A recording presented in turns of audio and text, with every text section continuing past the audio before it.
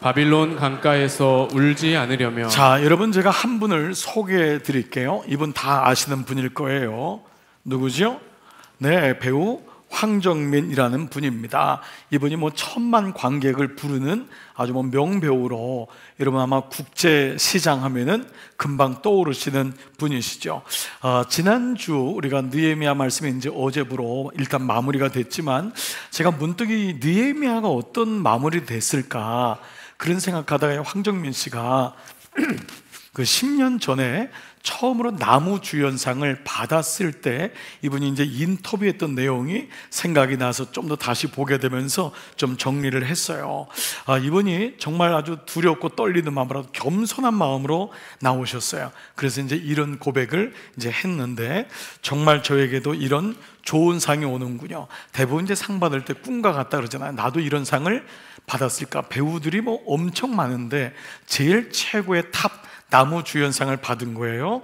그러면서 이제 이 말을 하는 게, 사실 매번 이런 시간이 오면은 이제 생각하는 마음이 있잖아요. 마음속으로만 생각하고 표현 못했는데 먼저 하나님께 감사드립니다, 이 고백을 이제 먼저 한 거예요. 근데 그 진실성이 이제 진정성이 드러나니까 사람들이 이제 박수를 하면서, 이분들이 평상시에도 이분이 아마 그런 믿음의 생활을 했던 것 같아요. 그 다음이 또 너무도 귀합니다. 솔직히 저는 저 자신을 소개할 때 일개 배우 나부랭이라고 얘기합니다. 왜냐하면 60여 명이 넘는 스태프들과 배우들이 이미 다 준비해 놓은 곳에 저는 숟가락 하나를 얻는 것밖에 없거든요.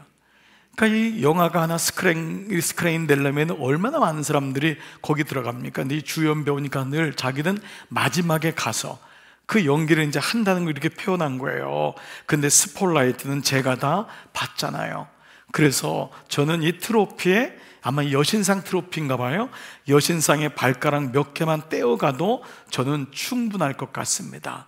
그랬더니 그 말이 정말 진정성이 있어가지고 사람들이 다 기립박수를 하는 마음으로 이제 박수를 쳤습니다. 제가 문득 이 사람이 이렇게 고백했던 그 말이 정말 느헤미야가 보여줬던 그런 말이 아닐까, 그런 고백이 아닐까 생각합니다.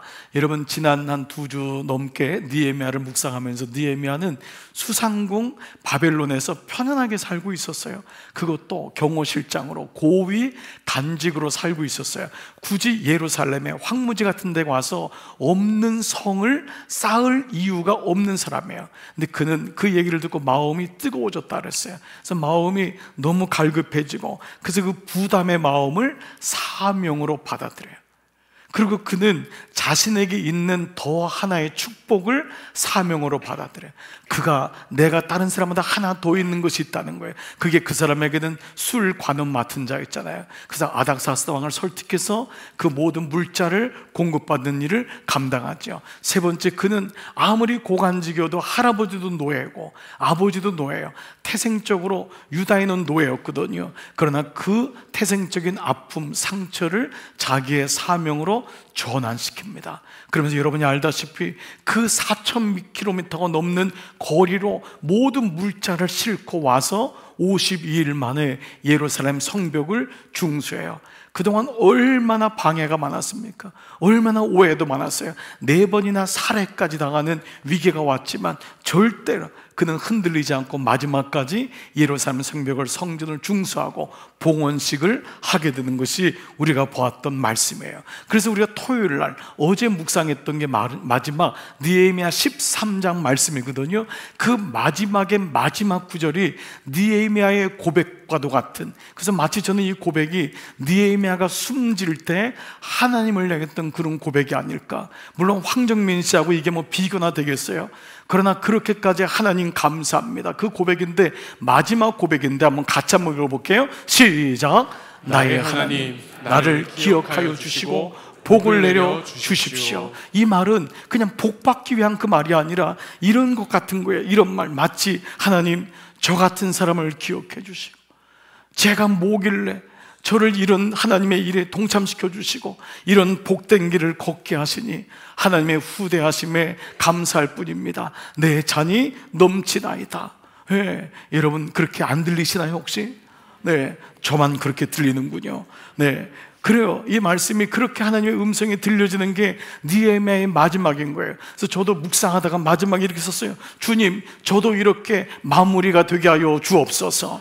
예, 정말 아멘 한 사람만 그런 마지막이 되기를 축복합니다. 아멘 안 한 사람은 그냥 마음대로 사시다가, 다시 한번 할게요. 이런 마지막이 되기를 축복합니다. 정말 그러고 싶어요. 그래서 오늘 목회 칼럼에도, 여러분 목양 칼럼에도 마무리 투수가 중요합니다.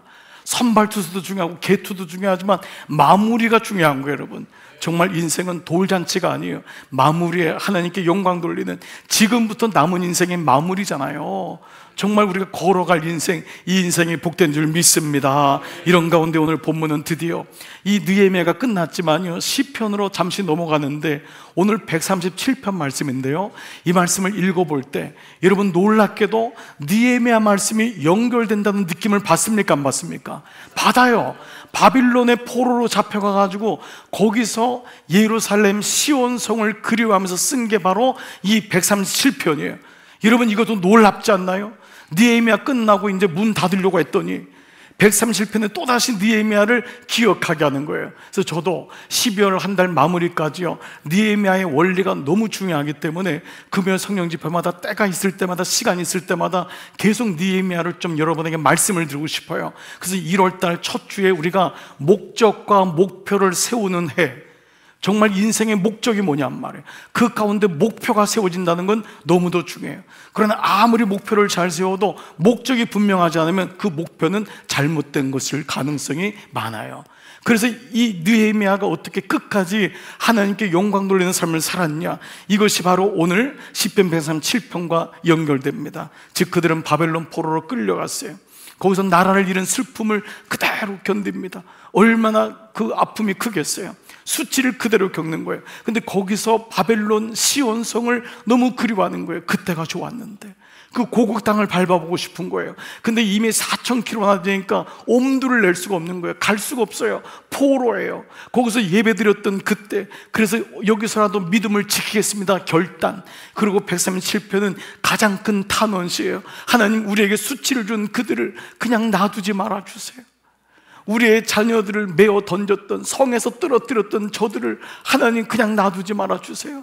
그러한 탄원시로 고백하는 게 137편입니다 자, 1절을 잠깐 볼까요? 펜 들고 1절 시작. 우리가 바빌론의 강변 곳곳에 앉아서 시온을 생각하면서 울었다. 바벨론의 강변 저기저기서 모여가지고요, 나라 잃은 서러움. 시온은 예루살렘 성이거든요. 그걸 생각하면 울었다는 거예요. 여러분 마음이 아마 감정이입이 될 거예요. 2절에도요, 그 강변 버드나무까지, 이거는 바벨론만 있는 버드나무거든요. 거기 바벨론 버드나무에 예배 때 쓰던 수금을 걸어 올려놓은 거예요. 그렇게 예배를 드리고 싶은데 성전이 없는 거예요. 황폐가 된 거예요. 자, 그런데 3절 보세요. 우리를 사로잡아 온 자들이 거기에서 우리에게 노래를 청하고, 너희들 노래 잘 부르지 않냐? 찬송가 불러보라는 거예요. 너희들 하나님 어디 있냐라는 거예요. 너희는 포로인데 얼마나 수치를 당합니까? 우리를 짓밟아 끌고 온 자들이 저희를 흥을 돋워. 술 한 잔 먹는 거예요. 이게요, 이 원어가요, 술을 먹으면서 돋구라는 거예요. 흥을 돋아라, 너희들 노래를 불러라, 춤을 춰라. 이렇게 수치를 당하는 겁니다. 그때 5절에 이런 결단해요. 예루살렘아, 내가 너를 잊는다면, 내가 성전을 잃는다면 내 오른손아 너는 말라 비틀어져 버려라. 나는 주님의 성전을 잊을 수가 없어요. 그 고백을 하는 거예요. 내가 너를 잊는다면 너의 혓바닥에 달라붙어라. 그게 바로 6절 말씀이 이루어져요. 왜 이렇게 그들이 울지요? 왜 고백하죠? 영적인 와신 상담이에요. 그리고 돌아보니까 너무 비참한 거예요. 왜 우리가 이 지경까지 왔는가 돌아보게 되는 거예요. 여러분, 삶에는 돌아보는 게 정말 중요합니다. 그래서 비탄의 아픔이지만 우리가 그때 그러지 말았을걸. 왜 우리가 그때 그랬을까? 왜 우리 할아버지 할머니가, 왜 우리 아버지 엄마가 그때 이렇게 돼가지고 우리는 여기 와 있을까? 자녀들은 부모님이 한 것에 대해서 원망의 탄원이 바로 이 137편 말씀인 거예요. 이런 차원에서 우리는 역설적으로 역으로 한다면은 느헤미야 13장 말씀에 느헤미야는 마지막 그 아닥사스도 왕에게 잠깐 갔더니 그 사이를 참지 못하고 다시 다 변절한 거예요. 그 아버지 어머니가 잠깐 믿음을 잃었더니 자녀들이 다 돌아선 거예요. 그럴 때 느헤미야가 돌아와가지고 다시 그들을 언약을 갱신해요. 그래서 오늘 말씀에 네 가지의 원리를 다시 제공하는 거예요. 그래서 이 말씀은 역설적으로 말하면은 오늘 우리가 망하지 않으려면, 오늘 설교 제목이 뭐예요? 바벨론 강가에서 울지 않으려면, 이것을 느헤미야 13장의 말씀을 통해서 다시 붙잡는 겁니다. 그래서 마치 시편 137편은 느헤미야의 후기 같은 거예요. 에필로그 같이 썼는데 우리가 망하지 않기 위해서는 다시 13장 말씀을 붙잡아야 되는구나. 믿음은 원리 싸움이라 그랬어요. 내 지식과 상식이 아니라 비록 이해가 되지 않더라도 원리를 붙잡는 건데, 느헤미야가 다시 이들에게 원리를 세워줍니다. 자, 네 가지 말씀을 드리도록 하겠습니다. 먼저 1절로 3절로 느헤미야는 무엇을 경홀히 여기지 말라고 질책할까요? 바로 하나님 말씀입니다. 하나님 말씀을 경홀히 여기면 안 된다. 이것 때문에, 그래서 이스라엘 백성이 바빌론 강가에서 울면서 우리가 그때 하나님 말씀을 경홀히 여겼어, 하나님 말씀을 우습게 여겼어, 만으로 여겼던 것을 보는 것입니다. 자, 그때 어떤 일이 일어났죠? 느헤미야 13장의 말씀을 통해서 한번 볼게요. 13장 1절, 그날 시작. 그날 백성에게 모세의 책을 읽어주었는데 거기에서 그들은 다음과 같이 적혀 있는 것을 발견하였다. 암몬 사람과 모압 사람은 영원히 하나님의 총회에 참석하지 못한다. 여러분, 이 말씀을 우리가 이미 묵상했던 적이 있는데, 이것은 구약의 신명기 23장 1절에 나타난 말씀이에요.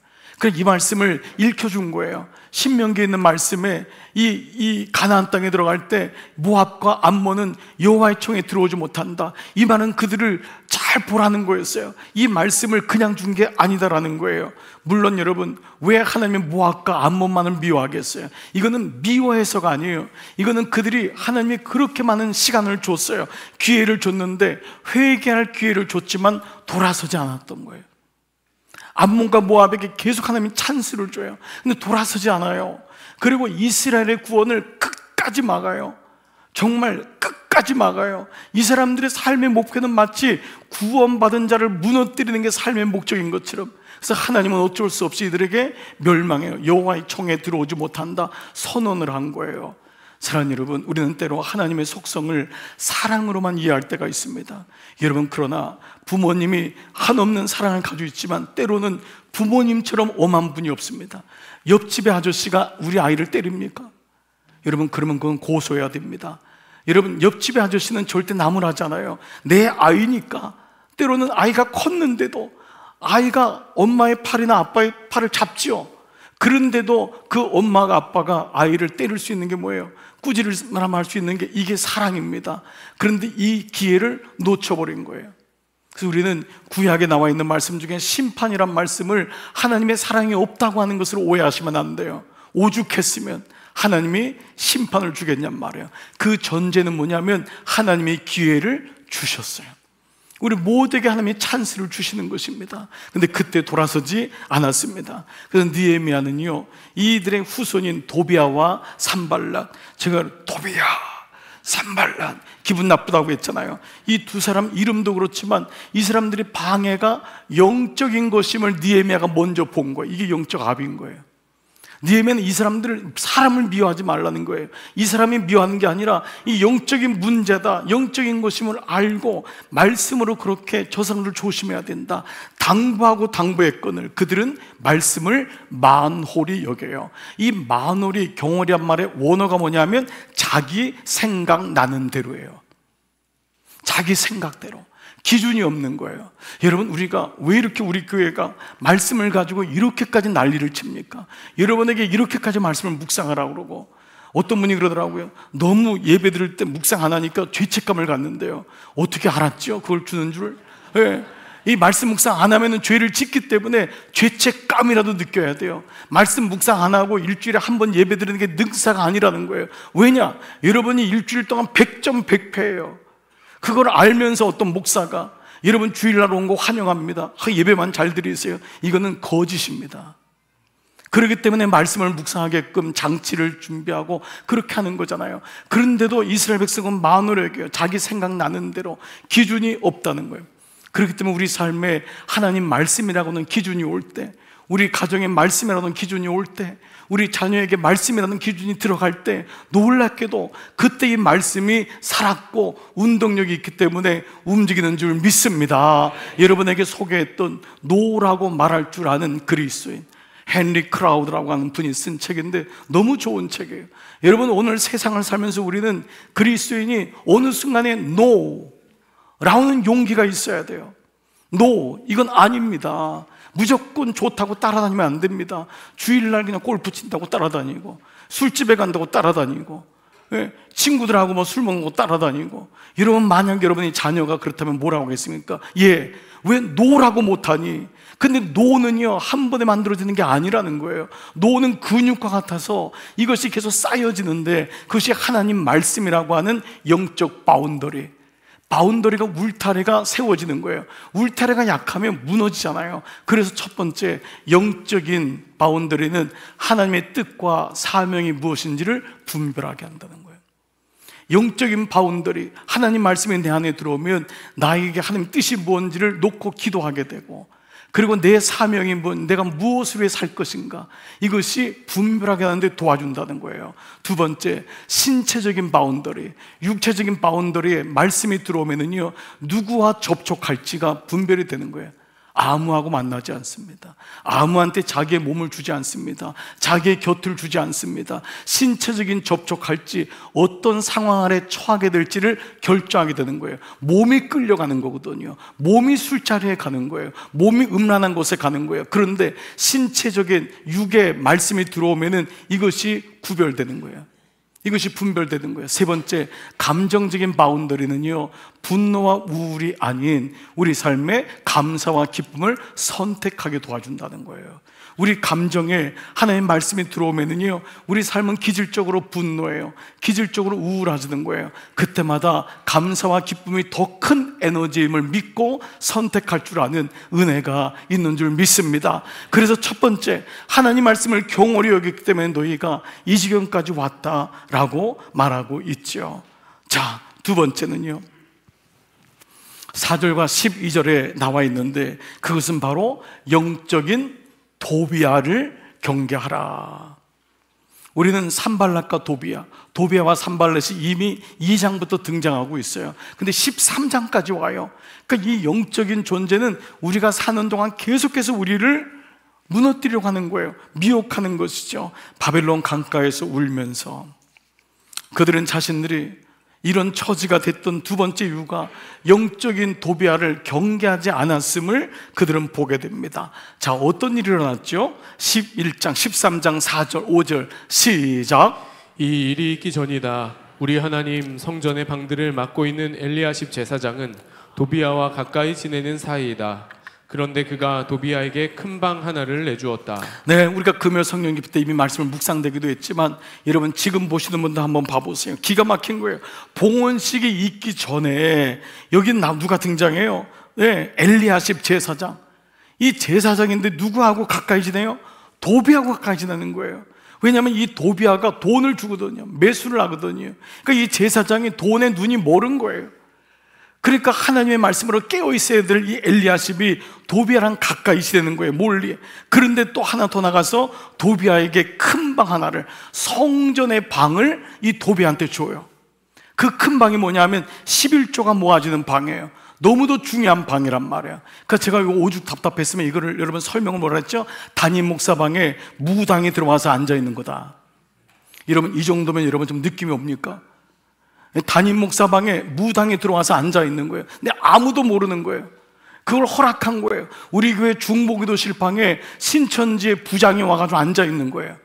여러분 이 같은 모습이 일어난 거예요. 이게 제사장 엘리야십의 영적 상태입니다. 겉으로는 제사장인데 없는 거예요.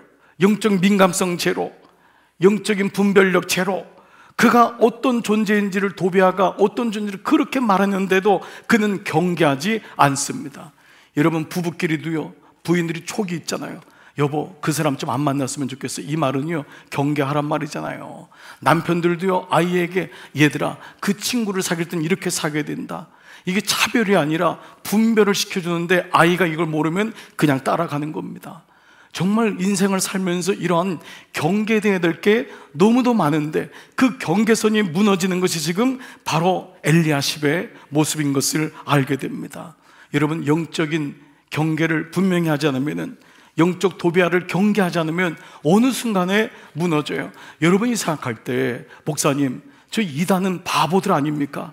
난 신천지하고 내가 대화할 수 있습니다. 통일교, 여호와의 증인, 제가 맞짱 떠가지고 충분히 이길 수 있습니다. 아예 가지도 마세요.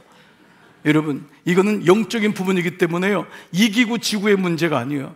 여러분이 아무리 학력이 높고요, 말빨이 좋다고 해서 이기는 차원이 아닌 거예요. 오히려 거기 왜 이렇게 여러분 교수들이 많습니까? 거기 전문직이 왜 이렇게 많아요? 이 영적인 부분이기 때문에 그래요. 우리 교우들 가운데요, 이 목장에서 올라왔는데 교우들 중에 한 분이 자꾸 그 무당 그 유튜브, 무당 그 CCTV 그 뭐예요, 그 채널을 본다는 거예요. 여러분, 우리나라가요, 무당 채널이 따로 있어요. 무속 채널이 24시간 무속을 합니다. 예, 또 찾아볼 거 뭐 겁나네 진짜. 그런데 이분이 자꾸 보니까요, 어느 날 신기한 거예요. 왜? 무당하는 거 보니까. 여러분, 저는 그걸 보면은요, 역겨운데요. 딱 느낌이 온다고요. 벌써 역겨워요. 저는 식사 자리에 가서도 옆에 누가 딱 왔는데요, 그런 얘기를 하는 사람들 딱 보니까 무당에 종사하는 사람들이요, 막 토약질이 나오더라고요. 영적으로 탁 느껴진다고요. 그 사람들도 알아요. 예수 믿는 우리가 가면은요, 점이 안 나온다고 하잖아요. 그게 정상인 거예요. 귀신들이 어떻게 뭘 모르겠어요. 귀신같이 아는 거지. 예? 그런데 이거를 모르고 그냥 쫓아가면은요, 어느 날 재밌는 거예요. 그래서 목원들이 그거 보면 안 된다, 왜 자꾸 그러냐, 또 궁금한 거야. 재밌은 거예요. 우리 아이가 어느 대학에 갈까? 내가 지금 누구랑 사귀고 있는데, 여러분, 끌려가다 보면요, 마지막에는 죽는 거예요. 그러니까 영적인 경계선을 맑고 밝은 하나님 말씀을 가진 건강한 영성을 갖지 않으면은 우리가 끌려가는 것입니다. 여러분, 그러므로 오늘 영적 도비아를 경계해야 돼요. 우리가 잘 아는 사람 사무엘, 이거 하나님의 사람, 기도의 사람 아닙니까? 근데 사무엘 이전에 있었던 사람이 어렸을 때 제사장이 바로 누구였어요?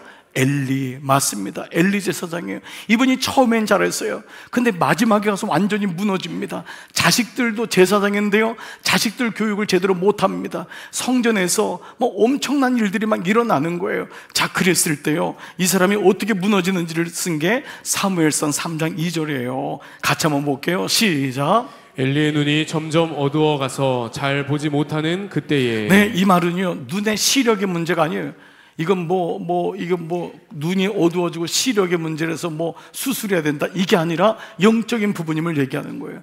그가 눈이 영적으로 분별이 안 되는 거예요. 이게 사무엘이, 어린 사무엘의 말씀을 듣는데 엘리는 못 들어요. 이게 기가 막힌 거예요. 예. 그러면서 사무엘이 죽을 때, 이 엘리가 죽을 때요, 사무엘상 4장 18절 하나님의 괴를 말할 때, 이 말은 뭐냐 하면, 홈리하고 비나서 두 아들이요, 그냥 하나님의 법궤를, 하나님도 안 믿어요. 이 사람은 불량자라 그랬어요. 그걸 법궤를 들고 나갔다가 비참하게 법궤는 뺏기고 두 사람은 죽습니다. 이 두 아들이 죽는 거를 얘기를 들었을 때 엘리가 자기 의자에서, 이거 뭐냐면 잤다는 거예요. 의자에서 앉아 있는 거예요. 왜? 엘리가 일어나서 신방을 가든지, 예? 예배를 인도한다든지 그래야 되는데 의자에 누워 있는 거예요. 그러면서 있다가 그 소식을 듣고 넘어져서 문 곁에서 목이 부러져 죽었다는 거예요. 그의 교만함을 얘기하고 있어요. 여기 있는 말씀들은 다 상징적인 의미입니다. 나이가 많고란 말은 오랫동안 잘 살았다, 나이가 연로했다, 이 좋은 의미가 아니라 그가 내려올 때 올라올 때를 몰랐다는 거예요. 분별이 안 되는 거예요. 그리고 어떻게 되죠? 비대한 까닭이라 영적으로 민감하지 못한 거예요. 그의 마지막이 얼마나 비참한지를 말씀하고 있습니다. 그래서 엘리야는요, 느헤미야가 다시 이제 본문으로 오면 이 엘리야십, 변질된 엘리야십을 면직 조치합니다. 그리고 도비아를 끄집어내요.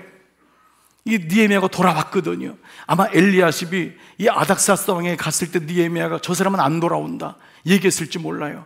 근데 이 느헤미야가 돌아와서 이 꼴을 보면서 너무 기가 막히니까 도비아를 끌어내고 도비아가 쓰던 방에 있는 물건들을 다 밖에 던집니다. 그리고 다시 하나님의 성물들로 채우는 거예요. 다시 회복을 시켜요. 그리고 하나님의 사람들을 다시 세워요. 느헤미야 13장 13절 나는 셀레마 제사장과, 이 사람이 아닌 거예요. 엘리야십이 아니라 다른 제사장을 세워요. 서기관도 사독을 세워요. 레위 사람도 부다야를 세워요. 창고 책임자로 삼고 마따니아의 손자이며 삭구리 아들인 하난을 복음자로 총책임자로 삼았다. 왜냐하면 그들은 모두 정직하다고 인정을 받은 사람들이다. 그렇게 하나님의 일을 합니다. 주님의 일은 누구든 할 수는 있지만 깨어있지 않으면 우리도 변질될 수 있는 거예요. 엘리야십이 이렇게 변질됐다면 우리도 마찬가지입니다. 그래서 저희 교회도 모든 사역은 기본이 2년인 거예요. 한 번 더 텀하면 4년인 거예요. 왜냐하면 이것이 내 사역이라고 믿으면 안 돼요. 주님의 일을 섬기고 도와야 되는데 어떤 분들은 그냥 거기 잡혀 있어가지고 이거 아니면 안 된다고 하는 그런 일들이 일어날 때 그를 위해서라도 그를 다른 사역으로 돌려줘야 돼요. 그래야지만 내 사역이 아니라 주님의 사역이 될 수 있고, 이것을 지금 이 느헤미야는 하고 있는 거예요. 영적 도배에 넘어갔던 그 사람들에게 스위치해 주는 거예요. 그리고 무엇보다 거룩하고 정직하게 주님 앞에서 깨어 있어야 됨을 말씀하고 있습니다. 두 번째, 영적 도배를 경계하지 못했던 것이 우리가 바벨론에서 울게 한 이유였구나. 울지 않으려면 영적 도배를 경계해야 된다라는 것입니다. 세 번째는요, 15절부터 21절인데요. 자, 느헤미야는 뭐라고 질책하냐 하면 바로 안식일의 영성을 회복하라고 질책합니다. 바벨론 강가에서 울면서 그들은 왜 이런 처지가 되었는가, 그거를 돌아보니까 세 번째로 안식일의 영성을 잃어버린 결과였음을 보게 됩니다. 자, 어떤 일이 일어났죠? 13장 15절 그 무렵에 시작. 그 무렵에 유다에서는 안식일에도 사람들이 술틀을 밟고 곡식을 가져다가 나귀에 지어서 실어 나르며 포도주와 포도송이와 무화과 같은 것들을 날라드렸다. 안식일인데도 사람들이 이런 여러 짐을 지고 예루살렘으로 들어오는 것이 나의 눈에 띄었다. 뭐 이 말씀 다 쓰려면 오늘 뭐 너무 여기 나와 있는 거 다 얘기할 수 없지만, 안식일인데도 분명히 안식일과 안식년을 지키기로 약속을 했잖아요. 그런데 안식일이 되니까 슬금슬금 성 밖으로 나가서 장사하기 시작하고, 안식일에 일하니까 뭐예요? 빨리 성문을 열고 나가야 되고 늦게까지 일하고, 그러다 보니까 예배도 중요하지 않고 말씀 묵상도 중요하지 않고 우선순위가 완전히 바뀌어버린 거예요. 그래서 느헤미야가 어떻게 합니까? 15절에 나는 안식일에는 사고 파는 일을 하지 말라고 경고하였다. 먼저 경고해요. 먼저 경고하는 거예요. 그리고 17절 18절 나는 유다의 귀족들을 꾸짖었다. 부모를 꾸짖은 거예요. 먼저 모범이 되는 사람이 어떻게 이룰 수가 있냐, 당신들이 이러니까 당신들의 자녀가 안식일을 우습게 여기지 않냐, 꾸짖는 거예요. 근데 사실 여러분, 경고하고 오늘 꾸짖는다, 이 말이 뭐 제가 아무리 여기서 한다 해도 누가 여러분을 꾸짖을 수 있습니까? 누가 경고할 수 있습니까? 오늘 이 시간 성령께서 여러분의 마음에 정말 말씀하시고 여러분을 꾸짖고 여러분을 질책하실 때 듣기를 주의 이름으로 축복합니다. 이게 예배인 거예요. 예배인 거예요. 누가 뭐라 그래서가 아니라 놀랍게도 은혜가 오면은요, 성령께서 내게 말씀하는 거예요. 야, 내가 안식일은 이러면 안 되는구나. 내가 이 안식일은 이러면 안 되는구나. 제가 최근에 우리 교회 결혼하는 분들을 보면서 너무 감사해요. 얘기도 안 했는데요, 보통 같았으면 토요일 날 대부분 결혼하잖아요. 주일 아침에 신혼여행 다 갑니다. 주일 밤에 다 갑니다. 그 하루가 그분들에게는 사실 귀한 시간이에요. 그런데요, 대부분 주일날 오후 저녁 비행기로 가요. 여러분, 제가 시킨 게 아니에요. 예? 제가 확인한 게 아니에요. 근데 그게 부모인 영적 아비인 마음엔 너무 기쁜 거예요. 너무 기쁜 거예요. 야, 왜 내일 가냐 했더니 물어보잖아요. 예배를, 결혼했는데 예배를 먼저 드려야죠. 여러분, 이 마음이 너무 있는 거예요. 우리 삶의 기준이 잡히는 거예요. 이게 없으면 결국은 여행 가고 여기저기 가고 끌려다니고 골프 치러 가고 뭐 이러다가 보니까 누가 상사가 부르고 되는 것 같은데 오늘 느헤미야가 보면 안 된다는 거예요. 그러니까 자녀들이 귀한 일을 하는 것만 여러분 보지 마시고 그에게 원리가 사라짐을 정말 보면서 안타깝게 여기셔야 돼요. 오늘 이 말씀을 보는 거예요. 그래서 그들은 유다의 귀족들을 꾸짖었어요. 안식일을 이렇게 더럽히다니. 이걸 안식일을 더럽힌다고, 안 지키는 게 아니라 더럽힌다고 얘기해요. 어쩌자고 이런 나쁜 일이라고 얘기해요. 이걸 나쁜 일이래요. 딴 데 가는 게 아니라 나쁜 일이라고 해요. 당신들의 조상도 똑같은 일 하다가 망했는데 어떻게 이렇게 똑같은 일 하는 내버려 둡니까? 라고 얘기하고 있어요. 자, 그렇다면요, 이게 좀 심각하게 느껴지지만은 우린 이런 질문을 할 수 있어요. 왜 안식일은 일하지 않고 안식하라는 걸까? 그리고 정말 안식의 의미는 뭘까? 그러면 가만히 있으면은, 예배 한번 드리고 가만히 있으면은 안식하는 건가? 안식일을 잘 지키는 걸까? 이런 질문을 할 수 있을 것입니다. 자, 여기에는요, 안식일에 아주 중요한 원리 하나가 있습니다. 자, 먼저 안식일은 우리가 만든 게 아닙니다. 여러분, 율법에서 만든 게 아니에요. 안식일은 창세기 1장에 처음 나오는 말씀에 안식이라는 단어가 등장합니다. 바로 하나님이 창세기 1장에서 천지 창조할 때 하나님이 안식을 하세요. 자, 5일 동안 모든 삼라만상을 만드신 다음에 6일째 될 때 사람을 만드시고 2일째 되는 날에 하나님이 안식하셨다고 했어요. 그게 이제 안식일의 가장 기본적인 출발이 됩니다. 그런데 여러분 생각해 보세요. 하나님은 안식할 이유가 없으신 분이에요. 하나님이 왜 안식이 필요합니까? 하나님 영이시고 전능자시고 창조자신데 그분이 굳이 쉴 이유가 없다는 거예요. 그러면 모든 앞에 걸 5개를 만들고 6째 날 인간들에게 이 모든 걸 다스리라고 했다면 하나님은 사람이 중요한 거였어요. 사람이. 즉 우리에게 이 안식일의 의미가 무엇인지를 보여주기 위한 장치와 원리가 이 안에 있음을 알게 됩니다. 자, 하나님이 7일째 안식하셨다고 하면 6일째 천지 창조한 게 뭐죠? 만드는 것이 사람입니다. 사람을 만들고 6일째 쉬신 거예요. 그러면 사람에게는 만들어진 다음에 첫날이 뭐죠? 안식이래요. 사람에겐 첫날이 안식인 거예요. 즉 안식은 그냥 쉬는 날, 안식은 일하는 날, 그 주일의 개념이 그것이 아니라 먼저 이 안식, 하나님의 안식 안으로 들어가는 것이 가장 먼저 해야 될 거라는 거예요.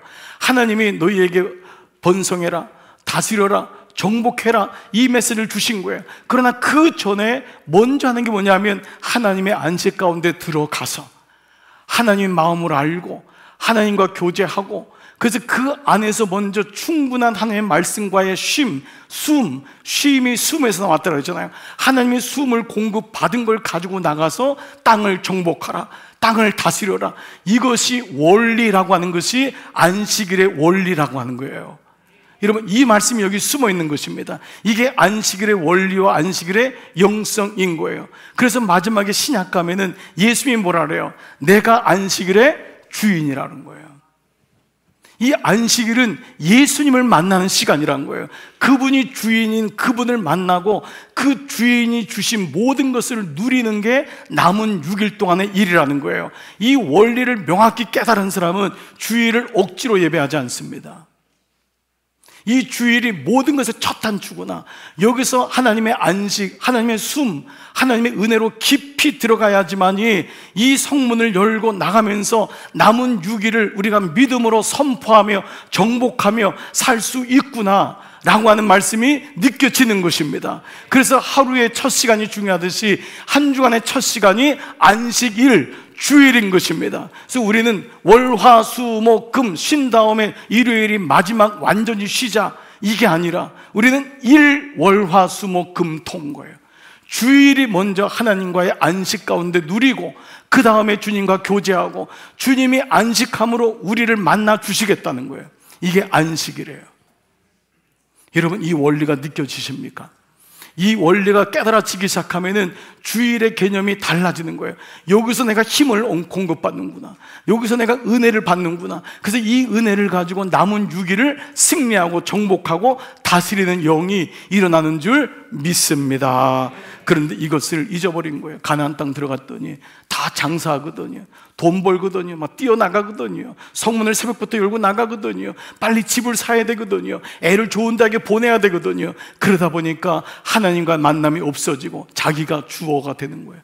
자기가 주인 되는 거예요. 되는 것 같은데 무너지는 것입니다. 그래서 느헤미야는 다시 안식일의 영성을 회복하는 거예요.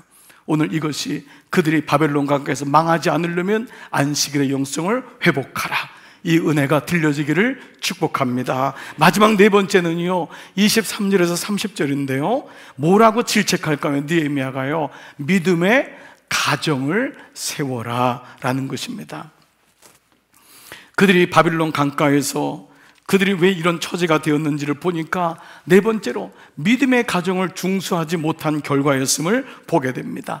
자, 느헤미야가 없는 사이에 어떤 일이 일어났죠? 23절 보세요. 시작. 그때에 내가 또 보니 유다 사람들이 아스돗과 안몬과 모압의 여자들을 데려와서 아내로 삼았는데 그들이 사이에서 태어난 아이들의 절반이 아스돗 말이나 다른 나라 말은 하면서도 유다 말은 못하였다. 여러분 앞에 보세요. 유대 남자들이 아스돗과 암몬과 모압 여자들을 데려간 거예요. 가나안 땅에 들어갔더니 우리나라보다 훨씬 잘 사는, 유대보다 훨씬 잘 사는 선진국이 있는 거예요. 그게 아스돗, 암몬, 모압 여자들이에요. 이미 화장품이 그 당시 이미 발전했고요. 이 사람은 신전에서 다 꾸미고 있는 거예요. 뭐지요? 육신의 정욕, 안목의 정욕, 여기 딱 붙잡히니까요, 믿음이고 모구가 없는 거예요.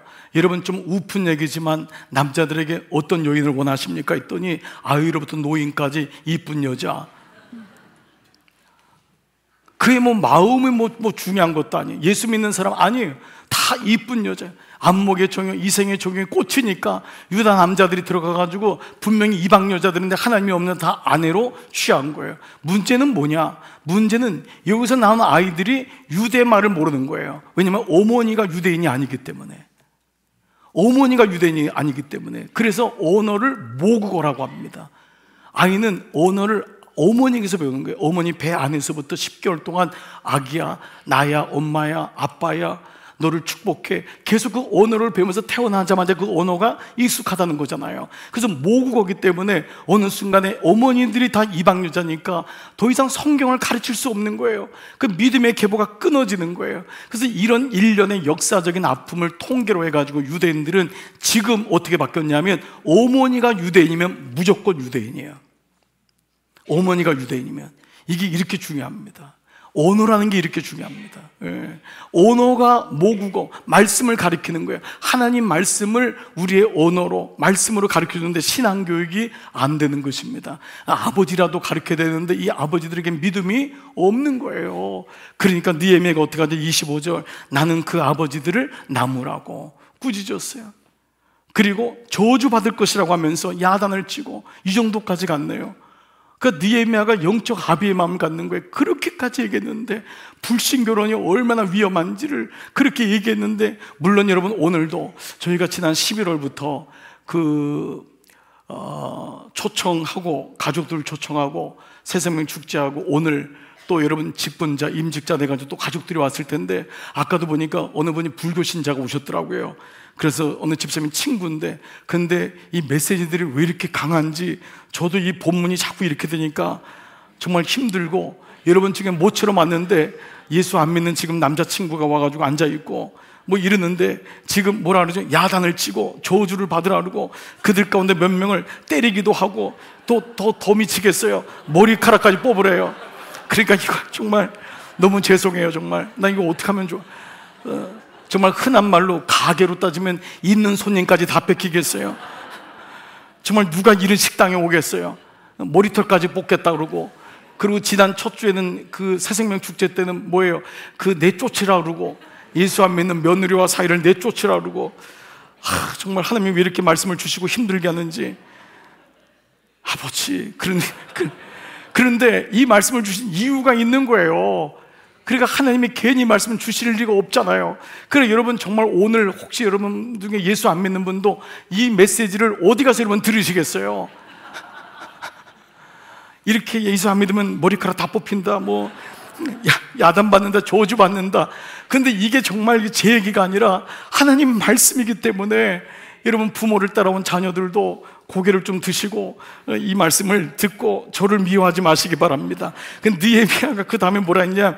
그런 다음에 하나님을 두고서 맹세하겠다는 거예요. 서약해야 된다. 이게 좀 원리이기 때문에 여러분, 때로 부모가 자녀에게 얘기할 때 자녀가 알아들은 다음에 예스 하나요?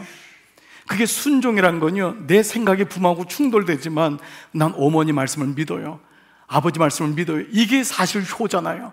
자기가 자기 생각대로 다 하는 거. 그래서 자녀의 특권은요, 자녀의 자격은요, 똑똑함이 아니라 약함이라고 해요. 자녀의 특권은요, 제가 아이를 키워보니까 애가 똑똑해지니까요, 애가 지가 돈 다 벌고 하니까요, 점점 멀어지는 것 같아요. 근데 아이가 어느 날, 아빠, 이 연락이 와야 되거든요. SOS를 쳐야 되는데 이놈이 나보다 더 많이 돈도 벌지, 돈 세계니까. 예, 그리고 뭐 자기가 뭐 다 똑똑하지, 그 연락이 안 와요. 그래서 제가 기도하고 있어요. 나쁜 놈, 그러면서 연락이 곧 올 거다. 네가 살아봐라. 연락이 없을 리가 없다. 그러니까 하나님을 우리가 보면서 내 생각과 내 지식에다 갖춰놓지 마시고 하나님이 이렇게 하지 말라고 한 데는 이유가 있다라는 거예요. 정말 그 마음이 여러분 들렸으면 좋겠어요. 이 불신결혼이 어느 정도까지 갔냐, 여러분 정말 팔짝 뛰셔야 되는데 28절, 이 대제사장 엘리야십, 이 엘리야십이 나중에 대제사장까지 된 것 같아요. 보니까 이 사람이 손자인 요야다, 자기 손자의 아들 가운데 하나를 호란 사람 산발랏의 사위로 줘요. 이 사람이 산발랏의 딸이 된 거예요. 딸하고 결혼을 시킨 거예요. 여러분, 이게 이렇게 무섭게 되는 겁니다. 경계를 하지 않았을 때 결국은 그렇게 하나님이 가까이 하지 말라고 했던 그 산발랏의 사위가 되기 때문에 느헤미야가 어떻게 했죠? 나는 그 자를 내 앞에서 얼씬도 못하도록 쫓아낼 수밖에 없었던 것입니다.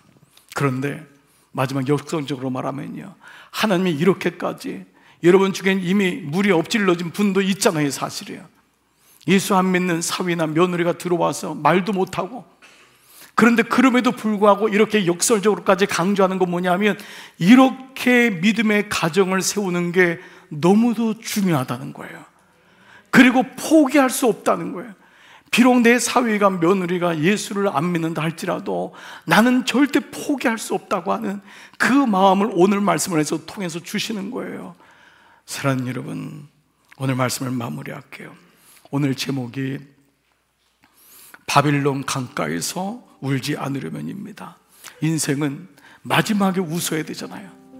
마지막에 정말 비참하게 그러지 말할걸, 이것처럼 정말 안타까운 인생은 없을 것입니다. 시인은 우리가 무엇 때문에 이런 수치를 겪는지를 분명히 돌아보면서 마침 느헤미야 13장에 있는 말씀 4가지, 느헤미야의 그 경고와 꾸짖음에 귀를 열어보라는 거예요. 목사인 저도 하나님 성령께서 말할 때 꾸지람을 들어야 돼요. 똑같은 겁니다. 누가 꾸지람을 하겠어요? 그 말씀을 들을 때 첫 번째, 하나님 말씀을 만으로 여기지 말아라. 절대 가벼이 여기지 말아라. 그 말씀을 무겁게 여기고 그 말씀을 순종하라. 두 번째, 거룩과 정직의 영으로 영적 도배를 경계해라. 정말 무너뜨리는 게 너무 많다는 거예요. 그 미혹을 경계할 수 있는 힘을 기르라는 거예요. 세 번째, 참 안식일의 영성으로 한 주간의 시작을 예배로 시작하는 것, 이것이 주일이 너무 소중한 안식일의 영성의 원리라는 것. 네 번째, 힘은 들겠지만 안식일 그 가정을 믿음의 가정으로 중수해야 된다. 그 가정을 포기하면 안 된다. 이 말씀이 우리에게 다시금 우리 새겨지는 이 아침입니다. 그때 비로소 우리는 느헤미야의 마지막 고백, 바로 우리가 처음에 고백했던 나의 하나님, 나를 기억하여 주십시오. 그리고 복을 내려 주십시오. 주님, 나 같은 사람에게 이런 은혜를 주는 게 웬 은혜입니까? 내가 복된 길을 걸어가도록 도와주십시오. 이 말의 의역입니다. 복을 내려달라는 것은 그저 잘 사는 게 아니에요. 하나님, 이 길을 걸어가도록 저에게 복을 주십시오. 제가 이 길을 끝까지 걸어갈 수 있도록 이런 은혜가 여러분에게 임하여 사랑하는 여러분 모두에게 바빌론 강가에서 울지 않고 오히려 하나님을 찬양하고 기뻐하며 후대하시는 주님을 영광 돌리는 여러분 모두가 되시기를 주님의 이름으로 축복합니다. 여러분, 이 말씀으로 승리하기를 기도합니다. 아멘. 말씀을 노트를 닫으시고요, 우리 한번 다 자리에서 한번 일어나 보시겠습니다.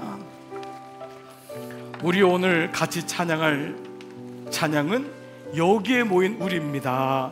이 찬양이 여러분의 가정과 삶에 이루어지기를 기도하고 우리 교회 공동체에 이러한 일이 이루어지기를 기도합니다. 우리 같이 이 찬양 마음을 다해서 한번 선포하고 여러분 세상으로 파송하겠습니다.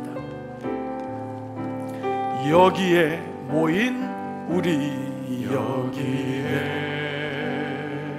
모인 우리, 주님의 은총을 받은 사람들입니다. 주께서 이 자리에 함께 계심을 아노라.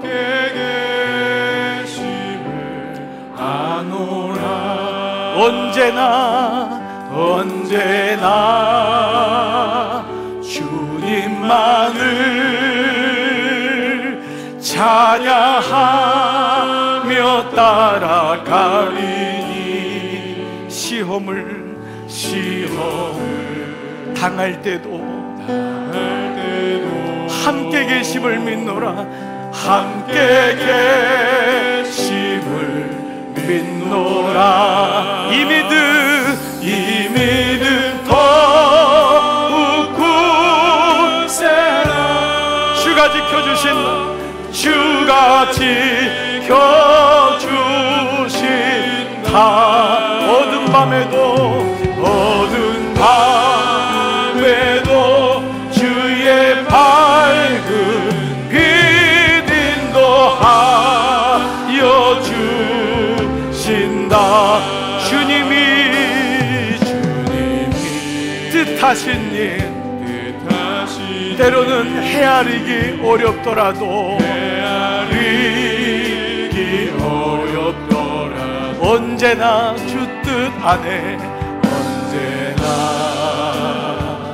주 뜻 안에 내가 있음을 아노라. 내가 있음을 아노라. 사랑의 말씀들이 나를 더욱 새롭게 하니. 때로는 넘어져도 여러분 다시 일어나시면 돼요. 최후 승리를 믿노라. 우리 한번 가능하시다면 두 손을 높이 한번 들고 이 믿음 더욱 굳세라. 주가 지켜주신다.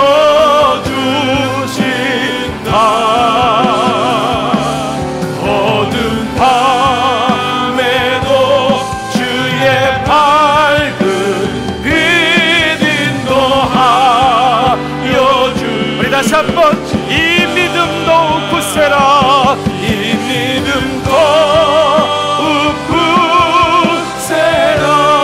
주님, 주가 지켜주신다. 어두운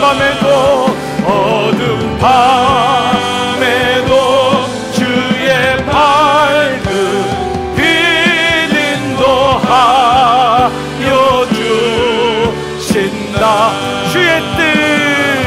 주의 뜻 이루어지는 날까지 믿음도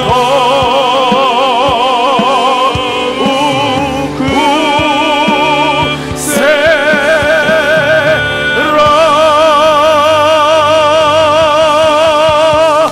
우리의 하나님께 영광의 말씀을 돌리겠습니다. 하나님 감사합니다. 하나님 이 믿음으로 살아내겠습니다. 이 믿음을 우리 가정에도 주시고 우리 공동체에 허락하여 주시옵소서. 주님을 찬양합니다. 주님 한 분 한 분 가운데 주의 영광으로 덮어주시옵소서. 감사합니다. 주님 영광 받으시옵소서. 살아계신 아버지, 오늘 느헤미야의 이 놀라운 아픔과 놀라운 견책하심이 우리 말씀에 들리게 하셔서 우리 바벨론 강가에서 망하는 인생이 아니라 어느 곳에 있든지 주님을 찬양하고 주님께 예배하는 아름답고도 행복한 가정, 자녀들 우리 모두 되도록 인도하여 주시옵소서. 하나님 종들을 주님께 올려드립니다. 어느 곳에 있든지 이번 한 주간도 하나님 이 말씀 잊지 말고 끝까지 승리하는 우리 모두 되게 하여 주옵소서. 자녀들을 축복합니다. 우리 자녀들을 꼭 지켜주시고 어두운 세상 속에서도 미혹받지 말게 하시고 그들에게 삶의 경계가 있어서 하나님을 영화롭게 하며 하나님, 그래서 우리 모두 예수님 믿는 하나님을 예배하는 가족과 우리 공동체 주님의 교회로 인도하여 주시옵소서. 모든 것을 영광 돌리오며 이제는 성부와 성자와 성령의 은총이 머리 숙인 모든 종들 위에 이제로부터 영원토록 함께 하시기를 간절히 축원하옵나이다. 아멘. 아버지,